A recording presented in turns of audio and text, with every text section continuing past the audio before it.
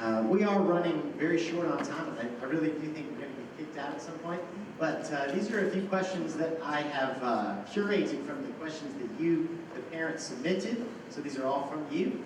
I've put these questions, besides in English, I've also asked Ms. Rebecca Yan to translate these so that you can very quickly see what it is if you're not as familiar with the language that I've used here for these questions.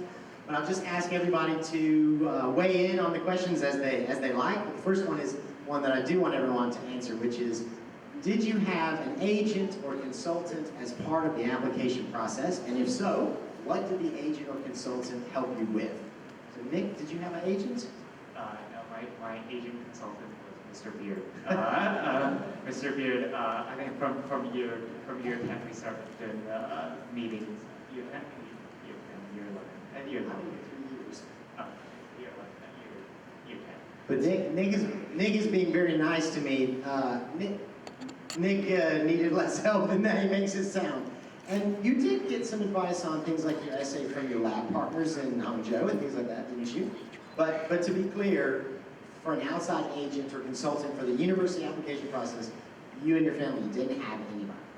Kayla, what about you? Did you have an agent for the process? I didn't have an agent for the general process. I did work with a musical theater coach to choose my audition material, and they helped me kind of walk me through the musical theater process because it's more niche and it's not as well known here. So it was very helpful to understand that process. So that's for that particular part of your process, but for essay writing your activity list, writing your supplements, all those things, you didn't have an agent for that. Yeah. Tommaso, what about you? Did you have an agent for the process? No, I didn't have one either. Now, did you have a coach for the swimming part? You got someone that, I'm just kidding. You did have coaches. Well, I did have coaches for my swimming, but... So I use this as the first question because I think this is the most common question that you parents ask. Do we need an agent for the process? So obviously these pupils are individuals. They're unique. So I mean, we can't say that other people would or would not benefit from the help of an agent. But I did want you to hear that from this particular group of applicants that who we have chosen because they had outstanding outcomes this year, none of them had an application-focused agent as part of the process, and they were able to achieve the success that they had without having that outside support. So Nick apparently did have me, so you're welcome. I owe Nick more thanks than he owes me. And next question, how did you choose where to apply, and how did you decide which offer to accept? So we did hear a little bit about this from Kayla, so she can add more if you want to, but if you want to add more to Sure. I mean, just in terms of where to apply, musical theater conservatories are definitely not as well known. I kind of just searched top 10 lists and then went on their website, saw who's cool. I looked at alumni lists, and then in terms of deciding where to apply, where to go, it was a very hard choice. I mean, of course, I was drawn in by Brown and Northwestern, but I contacted faculty, alumni, current students, family, friends. I called so many people, and through that I was able to build a story of each school and then really decide what I wanted. So I think it's definitely important to do some deep research if you have trouble with that. Tommaso, what about you? How did you decide where to apply, and how did you decide Caltech over Cornell? So probably where to apply. I looked at top 10 and top 20 lists as well. But also I looked at this sports page of each university. Because each university, they usually have a dedicated sports website. And I looked at the roster and also the times of each roster and if it suited me. Roster meaning the team, the members of the team. Yeah, members of the team. And the times meaning their swim times. See if you were competitive based on what you can see by the teams. Just want to make sure they understand. Okay, yeah. Also, I went on a basically university visit trip during the summer of last year, and I visited Caltech and a bunch of other schools. And that sort of helped me narrow down my list because I was able to talk to a lot of the SIM team members from each school, and I basically asked them a bunch of questions, and most of them were very happy to respond, and I sort of built like the story of each school and each SIM team, and from there I decided that Caltech was one of my top choices, and it was a very tight-knit community, and everyone knew each other, even if they were not like doing the same major, and even if they were not on the swim team, everyone knew each other, so that helped me decide. Nick, what about you? How did you decide where to apply, and how did you prioritize a full scholarship to Oxford? Well, I'd like to say I was more guided by specific advice from my lab mates for where to apply, and Mr. Beard for where to apply. But I think mostly from looking at the admissions percentages, I was like, all of them, please. I need a shot. I need to do something. And actually, before I applied, I took a look at the admissions scores, a little bit of IB maths, and there was a 50% chance of me getting rejected by every single school that I applied to. So, and it's probably worse also with kind of demographics and applying for STEM. But I was like, oh no, let's do more. And that's why I think like 3 days before I submit, like 3 days after, 3 days before the deadlines, I was like, sorry, Mr. Beard, here's a new UPenn statement and the NYU statement and the Northwest. I don't think I even passed it. I think I was like, oh, yeah. Yeah, I just spammed it up. I think I got killed to look at it. I was like, out of here. And so I kind of shot then for my applications, but for choosing Oxford was a quite clear choice because of the amount of research time that I would get during the term time. And I also talked to a lot of student ambassadors from both Oxford, UPenn, and Caltech and Imperial. And I also talked to, funnily enough, professors from different universities as well. And even my Princeton interviewer, she was like, hey, I saw you got into these schools. Do you want to talk? And I was like, oh, sure. And then they were like, yeah, they were very nice and a lot of insights. And so I'm quite set on my choice. One of the things I just want to pick up on, Nick kind of alluded to this, talking about demographics and STEM and what are the chances of admission. We typically don't have access to a breakdown of the admission rate for international versus domestic students. Those statistics are not often available. What is often available is overall admission rate or an admission rate for regular decision versus early decision, those kind of things. MIT is generous enough to give us those statistics of domestic versus international. So MIT's admission rate for this year was something like 3%, but when you break it down by domestic versus international applicant, the domestic admission rate for MIT this year was around 5%, and the admission rate for international applicants was 1.4%. So roughly 1/3 of the admission rate for domestic. So sometimes parents have a sense of like, well, how competitive are these places that we're talking about? And the answer is they're extremely competitive generally, and for our applicants from China or from outside the US generally, they are even more competitive than advertised. So that maybe gives some perspective. What was the hardest part of applying for university? Maybe we'll start with Nick and then we'll go to Kayla and Tomas. What was the hardest part of the application process? For me, the essays were annoying. I think I've suffered through over like 40, 50 essays, more drafts than that. I think Mr. Hughes suffered through my grammar. Kayla suffered through my grammar. It was the hardest part for me. I think filling out the rest is just what you've done. For me, it's got to be filming college pre-screens. For musical theater, you have to send in videos of you performing, and then they decide if you get a live audition. And then of course, because I'm in China, and a lot of these schools, they don't get applicants from China, so they don't cater to our time zone. So I think I had like 5 3 a.m. auditions where I just had to hide in my room and sing and dance at night. So that was quite hard to stay up for that and to make sure I was fully energized and warmed up. Yeah, it was quite depressing staying up that late. I think the hardest part for me was similar to Nick's, writing the essays, but also balancing that with swimming, school, and my other extracurriculars. I guess that was the hardest time for me for swimming, and swimming took a bit of a hit, but I tried to maintain my regular schedule as much as possible. But yeah, writing how many essays during that period was quite tough. But I did less than Nick because I applied to less schools, but it was still a lot of essays.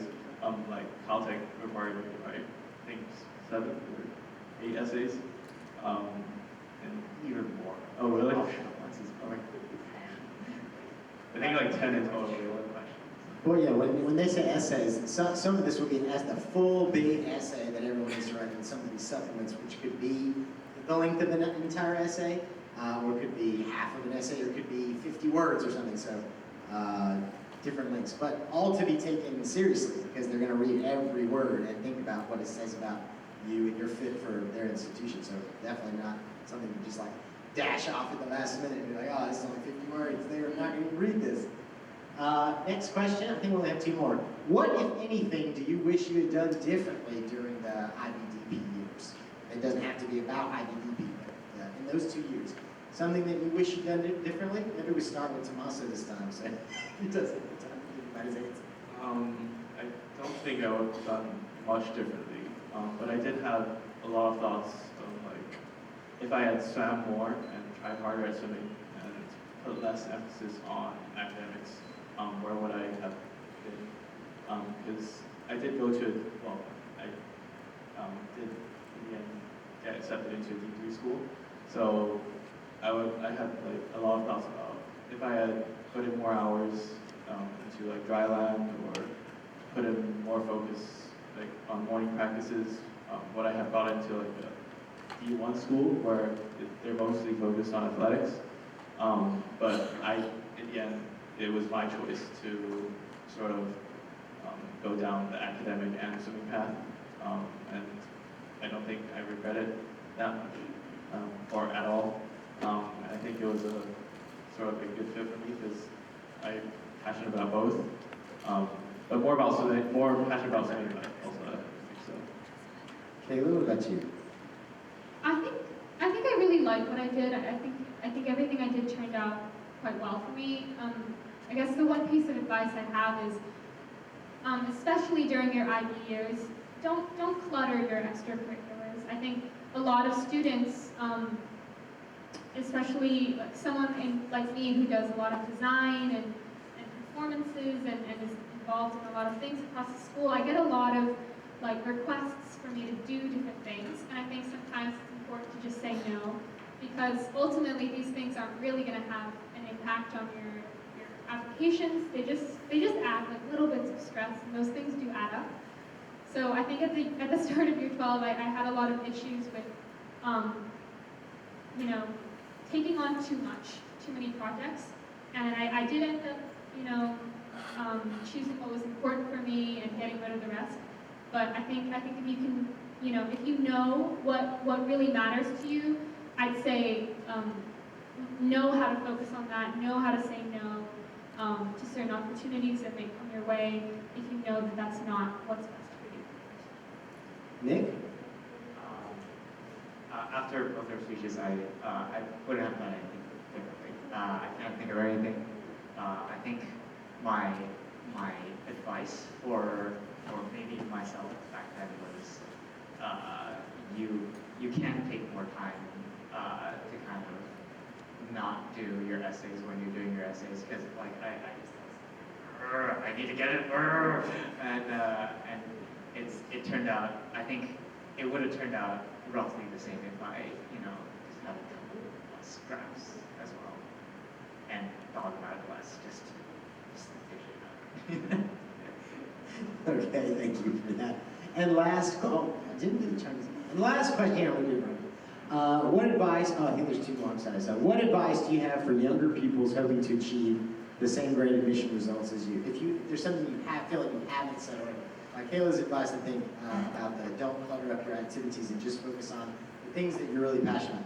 That is super important. I mean, I really agree with that. And I know Ms. Williams, for example, talks a lot about spike and about universities are looking for that person who's like really special to fit into this little niche that we've got in our community that we're putting together. We're not looking for people to fill those 10 spaces on the Common App with 10 amazing things. It's impossible to put 10 amazing, world-class, the best performance kind of in the world level of activity in that list. You're only going to have enough time and energy and mental bandwidth and calories to burn to do maybe 2 or 3 top level activities. And you'll have stuff that goes in that list still, but to be able to do everything at that level is not possible. So you have to make choices. So Kayla's advice right there, I think, is like really is spot on. What other advice, if any, would you offer to those younger pupils that you think they would benefit from? And it's really their parents who are here today, but I'm sure they're going to go home and tell their kids straight away. I think for me, I'm actually not sure if my mom's here, but Is Nick's mom here? I hope not. I think for parents, it's also I think speaking from again my demographic, don't put that much stress on what you think your kid needs. I think what I've done throughout the way, I think my mom tells her friends, she's like, he just did everything that I told him not to do, and he's turned out okay, right? And so what my point is here, because actually she came here for one of these talks a few years back, and she asked a question. She asked I think a few questions, and she came back and she came home and she was like, I think you got this, and then so it wasn't really helpful, to be honest. But you being here today is really helpful. That's not what I meant.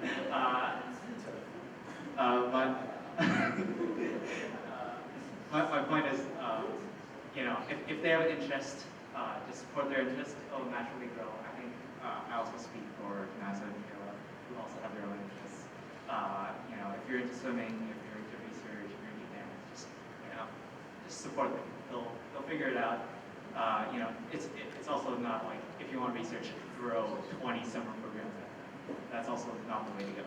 Just let them naturally figure out their way to independently learn and independently,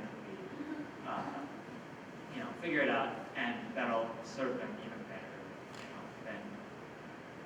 Tommaso, I'm going to go ahead and put the last question up because Nick was intent on answering it already, which is what advice do you have for the parents who are here today? So, Tommaso, pupils or parents, any advice that you have about something that you think from the process, from your experience? I just adding on to what Nick said, yes, to parents, give your pupils some space and let them grow on their own. But also, do push them a little, but not too much. On a scale of 1 to 10, 10 being like a total taskmaster dictator, and 0 being let them run free in the forest, what level of pressure do you suggest the parents apply, Tommaso? 6? 4? 8? Maybe probably like as you grow older or as you go into IB, maybe drop it down to like a 4. So in the crucial years, really throttle back. Yeah, another thing Pressure. that I think Nick relates, that your kids game. Don't restrict them from playing like video games or, well, do restrict them, but like let them play, It does help with stress and yeah. You guys actually did a very long Q&A session online, at least one. Well, I think actually several, right? But at least one, this came up about letting your kids do some things that they need for stress management, for personal fun. If there's no fun, it's hard to maintain that high level of academic performance, sporting performance, if you never have fun, then it's hard to maintain that, right? I think that's something that you expressed in the salon. I think that is it. And unfortunately, because some of you are like, oh my gosh, but I have this one question that's going to unlock my child's potential. If you only let me ask them, but you can't. Because we have to leave this room now. We're 20 minutes late for leaving. So can I ask you to give these pupils, these young people, no longer pupils, these old Wellingtonians, a round of applause for coming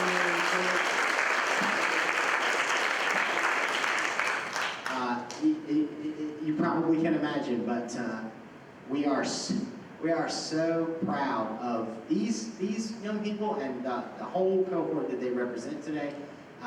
Nick was kind enough to say that I did some stuff for him, but I want to make sure that you know that 99.9% of the success of the pupils comes from the pupils. Were there teachers who helped them get ready for academics, the parents who encourage them at a level 8 until IB starts and then down to level 4. The part of the process that we do it is informing them, and it is important, but we do not want to take the credit. So I don't want to be up here trying to be like, yes, I got Nick into Caltech, and blah, blah. So I'm not saying that. He should have said that. But thank you guys again very much. I'll ask you maybe to step off stage while I show one slide for FOW real quick, and then I will let everybody go. So thank you guys again very much. If you have more questions, please feel free to email me at my email address. My email address is the same as every other staff member, my first name, last name, at wellingtoncollege.cn. And if you want to set up a meeting with any member of the team, including Ms. Wong or Ms. Williams, you're welcome to do so. You can send Ms. Yang an email and let them know that you want to have that one-to-one meeting. Your child can be present, your child can be absent, your child can be present but asleep. That's up to you.